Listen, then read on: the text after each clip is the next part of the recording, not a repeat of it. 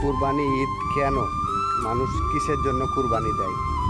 আজকালকে মানুষের এমন অবস্থা হয়েছে জানেন প্রিয় বন্ধুরা, কয়েকটা ভিডিও দেখলাম, গরিব মানুষ এক টুকরা গোস্তর জন্য তাদের কাছে গিয়েছে, কিন্তু তাদেরকে কি দিয়েছে জানেন?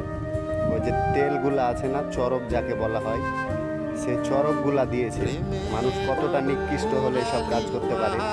এইসব কুরবানিগুলা দেওয়া হয় একমাত্র গরিব মানুষের জন্য, যারা কুরবানি দিতে পারে না, তারা যেন ঠিকভাবে গোস্ত খেতে পায়। কারণ আমাদের দেশে যে পরিমাণ গোস্তর দাম, তাতে করে গরিব মানুষের পক্ষে 1000 টাকা 850 টাকা দিয়ে গরু গোস্ত কিনে খাওয়া সম্ভব না।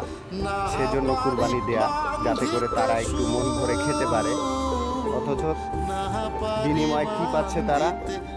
তাদের কাছ থেকে একটু হাত পেতে গরুর গোস্ত নিতে যেও শুধু তারা বেছে বেছে তেলগুলা দেয়।